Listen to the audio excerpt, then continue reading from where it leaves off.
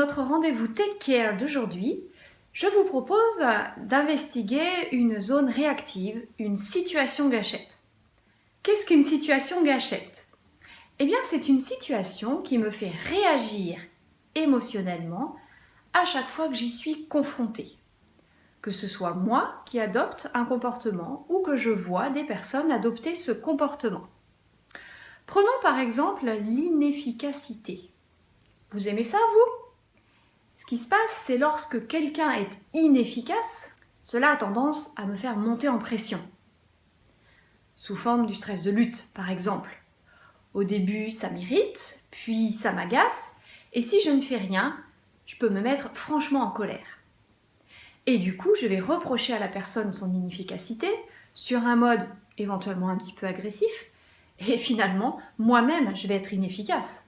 Parce que ça ne sert à rien d'être agressif avec quelqu'un d'inefficace. Maintenant, qu'est-ce que je peux faire de cette information?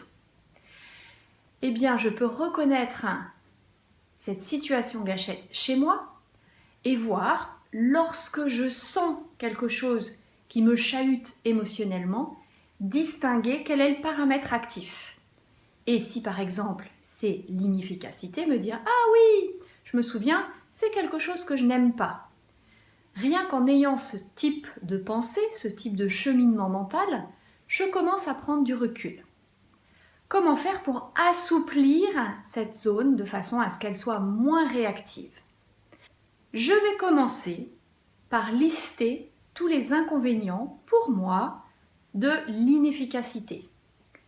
Ensuite, je vais chercher quel est l'inverse pour moi de l'inefficacité. Là, ce sera par exemple l'efficacité. Et là, je vais lister tous les avantages de l'efficacité. Ensuite, je vais chercher tous les avantages de l'inefficacité. Ça peut être un petit peu plus compliqué. Prenez le temps de le faire réellement. Et trouvez autant d'avantages que d'inconvénients.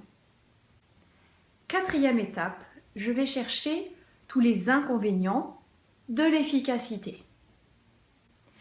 Et puis en synthèse, je globalise ce que j'apprends de cet exercice. Après avoir fait cet exercice, je ne vais plus considérer l'inefficacité tout à fait de la même façon. Alors à vos crayons, repérez ce qui vous agace, ce qui vous énerve, ce qui vous insupporte. Faites cet exercice en 4 étapes, avec sa synthèse, qui est la 5e étape, et vous verrez la souplesse, la liberté que cela vous donne face à certains comportements. Remember, take care!